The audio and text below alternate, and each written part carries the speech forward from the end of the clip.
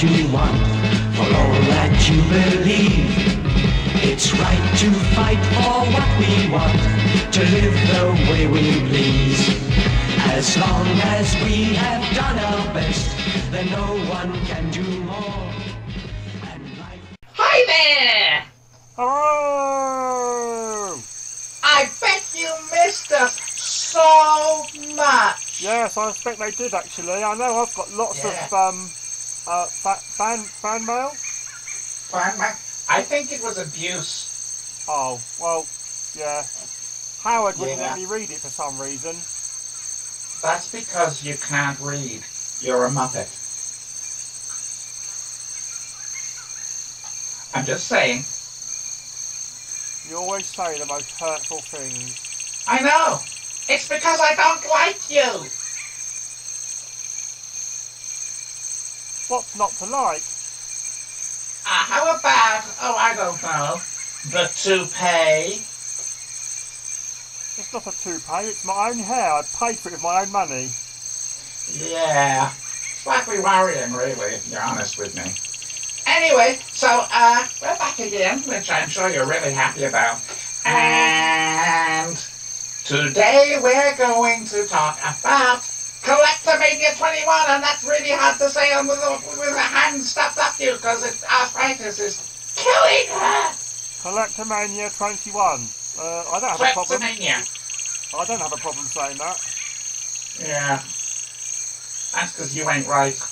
Actually, it's probably because Siobhan ain't right. Arthritis.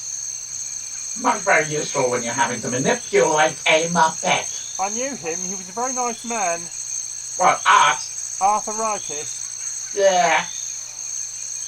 He couldn't walk very fast You should though. either have a badoom dish or a wah. Can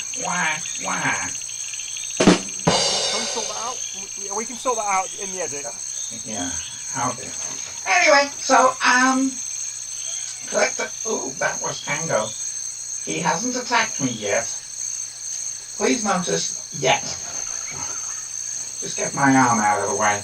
Anyway, so... yeah, Milton Keynes. At the Milton Keynes Dons Football Stadium. I like Milton Keynes. I like the way it's laid out like a little Sim City. Oh dear. No Godzillas, though. No. Yeah. So anyway, we went there. Siobhan used to live in Milton Keynes Oh, really? 25 years ago. Oh. Yeah, it's 25 years. This April just gone since she moved over to the UK. From where? Jersey. A corrupt cesspit. It's part of the UK though. No, it isn't. Well, it's owned by the UK. It's a crown dependency. There you Which go. means, It if you makes the same translate that thing. into legalese, it's a tax haven. Howard spent a lot of time there, funnily enough. Strange. Very strange. Oh, I well, blame that Charlie Hungerford. I don't know him. He got a cigar as well. Oh, okay. This is much more comfortable up here, though I think I'm a bit too close to the camera. Too bad! So, anyway, it's one of these sort of, monuments to greed, basically. Where, you pay lots of money to people for a photograph, either with them, or on the table you buy a photograph and they autograph it for you. I do a lot of that. And in the pits at the stadium, there are the dealers. Ah! Miss Ham, please, if you wouldn't mind. Thank you. Yeah. Siobhan got a new Dalek. Hello, new Dalek. That's a guard Dalek from Evil of the Daleks. No, it's a toy Dalek. Oh, I see what you mean. Yes, dear. We have Anyway, one it of was those only too. £8. £8, that's not bad. Well, considering about 20 quid on eBay, yeah. Although, quite heavy for a toy. Heavy? In what respect? £8. I'm going to hurt you if we ever meet. That's very By unlikely. the way, where are you today? Somewhere green. Oh, okay. I'll have to send you a sound effect of forest. Okay. So anyway, it was really, really nice. Siobhan went cosplaying Oh. as a female. Actually, let's put this proper. Okay, a 46-year-old 6-foot trans woman dressed as a female John Pertwee from 1970. Sort of Joan Pertwee. Yeah. And Sean Pertwee was there. Did she meet him? No. Oh. No, thankfully. Because she went with Adam and Scott from that Staggering Stories rubbish. I've heard of it. Yeah. And they had that head of Pertwee. Did he enjoy it? Apparently, yeah, he loved it. However, what really got worrying was seeing people like Danny John Jules and Paul McGann wanted to actually be there when Sean got introduced to the head. They asked specifically to be there. Oh dear. I cannot imagine why. That seems a bit strange. Yeah. As it is, we hit the head from Sean. We thought it might be wise. Well, You can't sort of go up to and go, "Hey up there, son. How's your life been?" Yeah, I know. So we went around sort of saying, "Fine for me, Pop-on." And also, "Madam, what year is this?" Which was a bit worrying because someone turned around and went, 1957. oh. There were lots and lots of wonderful cosplayers. Who was the best? Oh, that's a really good one. There was a superb Sontaran. New or old? Oh, 2 Doctors style. Oh, so one of the crappy ones. Well, yeah, but that's not his fault, is it? No. That was a superb job recreating it. And my word, he must have been really, really hot in that heat. Did it have green goo coming out of his eyes? We weren't that close, actually. Okay. There were lots of Pertwees. Right. And a few Toms, a few Matt Smiths, including a Raggedy Man. That was Steve. Can I ask 2 Crawley. questions, of which this is the first? Okay. As you know, I have recently taken over the role of Doctor Who as the 12th, the 8th Doctor. Were there any people dressed as me? Hang on, I'll ask. Well, what do you think? Do we lie or do we tell him the truth? Yeah. Right. On the advice of my attorney, what we're going to do is we're going to put lots and lots of pictures and video Okay. at the end of this podcast. And you can tell for yourself if there's anybody dressed up like you. Oh, I can't wait. Yeah. Good thinking there. Thank you. Yeah. So, yeah, it was really, really nice to meet the other cosplayers. They're lovely, lovely people. This is good. And very, very talented. I can see. I've seen some of the pictures already. They look very, very nice indeed. Yeah. And it's led to some thinking being done. Okay. Yeah. You see, back when Siobhan was younger, back in, I don't know, 91, 92, people didn't really cosplay. No. Cosplayers were really looked down upon. They were like the bottom feeders of fandom. Yes. And this phrase, scarf wearing fanatical bastard. Was an insult. Well, yes, of course it was. And people were always guaranteed, if local media or whatever turned up, then they go for the one person at a convention wearing a scarf. Yes. And people were ashamed to dress up like that. Yes, I know. But now, it's acceptable. Nay, desirable. Uh-huh. And I think that's superb. I think it's I brilliant. mean, the creativity, the chance to output all that creativity and all that skill and dedication. And they're lovely people, like I say. And they're so young, some of them. You know, they're in their teens, they're in their early 20s, and they don't give a damn. They're just having fun. Quite right, too. I salute you. Longest way up, shortest way down.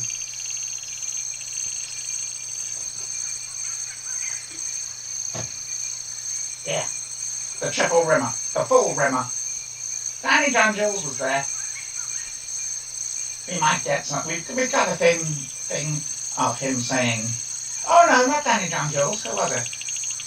Gabrielle Wolfe. Oh, Sutek. He brought Sutek's gift of voiceover to this show. As for Danny John Jules, when you met Yeah. him, were you tongue-tied? Do I have to keep working with this knob? Oh dear. Anyway, so, hats off to Collectomania. And hats off especially to all the cosplayers there who were utterly superb. Hello, cosplayers. And now, the gallery.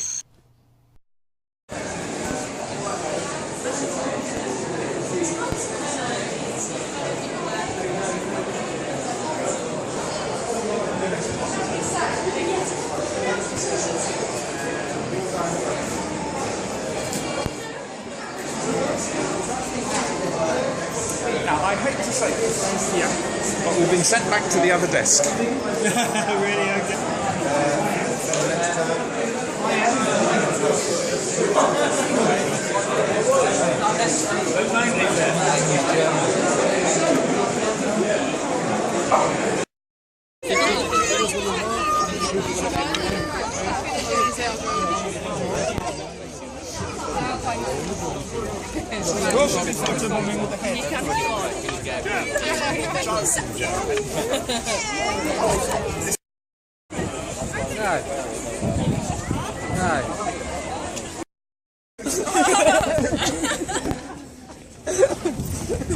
Most people also just said.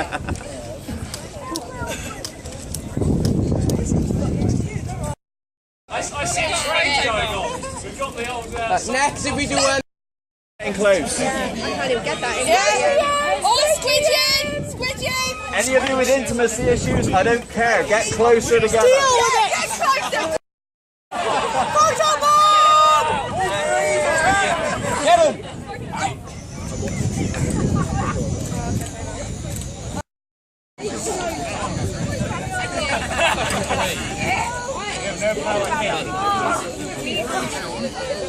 Are we done? I'm sure I'm not the only one person here.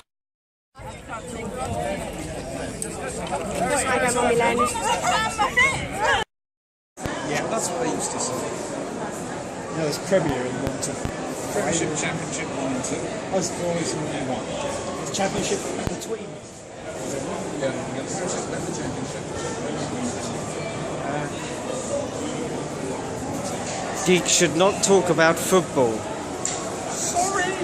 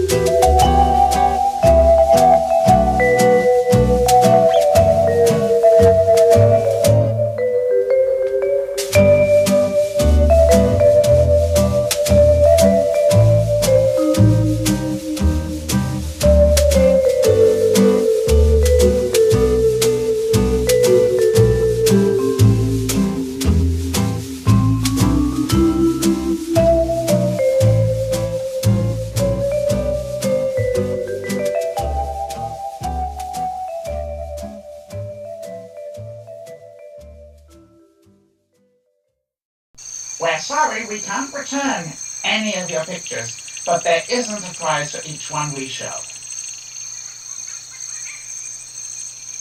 And now, an appeal.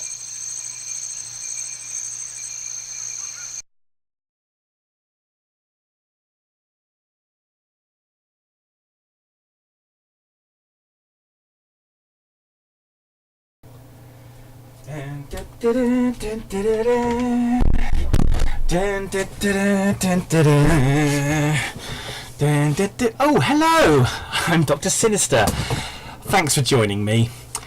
You know, it's quite difficult in a man in my position because I find it very hard to be totally evil all of the time.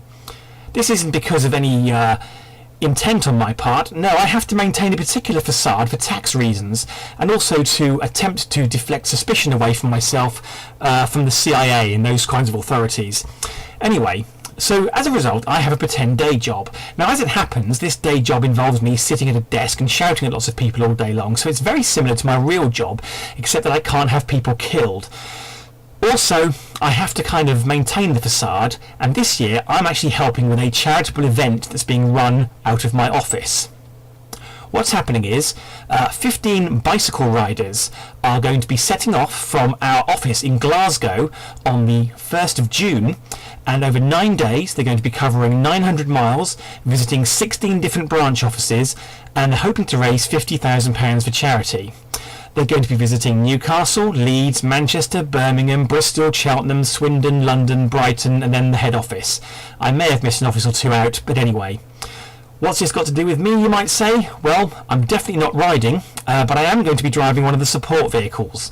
Anyway, this is a plea to you to maybe try and help raise some money for these chaps and chapesses. There are going to be other riders joining them for various stages, but there will be 14 or 15 core riders during the day, 3 support riders, of which I'm going to be one. I've been putting some various links up below. If you follow any of those links, hopefully you'll be able to find somewhere where you can donate some money for this worthy cause and help me avoid arrest by maintaining my facade of a humble and not at all evil normal human being. Thanks very much.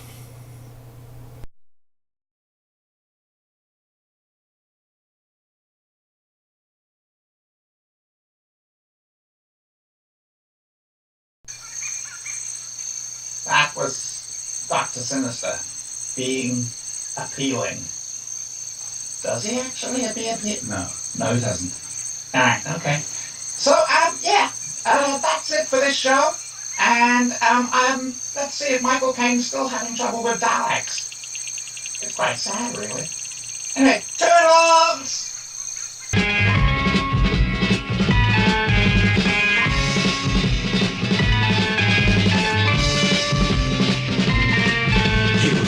To fight for what you want, for all that you believe. It's right to fight for what we want, to live the way we please. As long as we have done our best, then no one can do more. And life and love and happiness are well worth fighting for. They're well worth fighting for.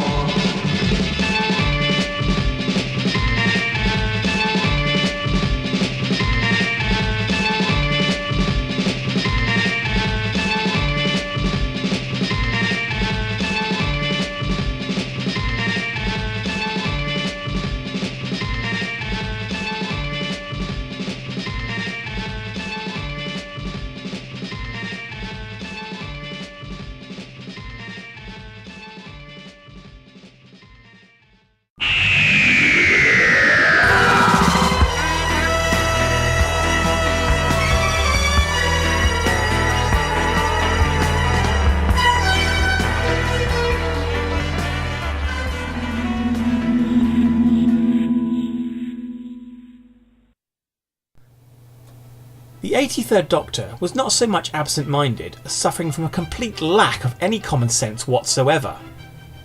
Arriving on the airless 7th moon of Hakravatin 6, our fearless but hopeless hero and his companion Millicent nearly died within moments of stepping out of the TARDIS, due to the Doctor's complete and utter failure to check that their air tanks were sufficiently full of, well, air. Behind the scenes, this was in fact a cunning attempt by the Doctor Who production team to make an episode on the cheap, with a series of flashbacks and recaps as the TARDIS crew struggled to breathe on the surface of the Hakravatin moon. This step was unfortunately necessary as a result of an astonishing clerical error on the part of producer Cambridge Smythe.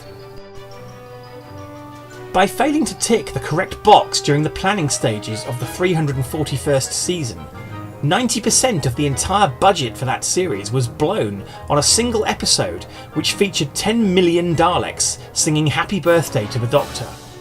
The scene was intended to be rendered in CGI, but Cambridge Smythe had inadvertently ordered the construction of 10 million actual full-size Dalek props. These props were delivered on time and with great efficiency by a delighted supplier who couldn't believe his luck, much to the annoyance of the BBC's upper management, who had to vacate their offices in order to store the Daleks prior to filming. Subsequent attempts to sell the surplus Dalek props to the Doctor Who fan community were doomed to failure on the basis that there weren't all that many fans left by this time, and that the numbers of Daleks now available for sale led to a complete crash in the Dalek prop market. This in turn was a major contributing factor to the stock market crash of 2337 and the 15th Great Depression which followed. Indeed, for several months after stock market values crashed through the floor, jobless bankers and traders could often be seen camping out inside abandoned Dalek props on street corners because they were much cheaper than cardboard boxes. Well, we haven't done too badly.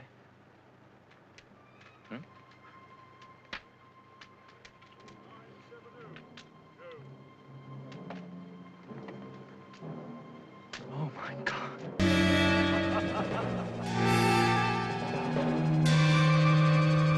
Quite a touching little reunion.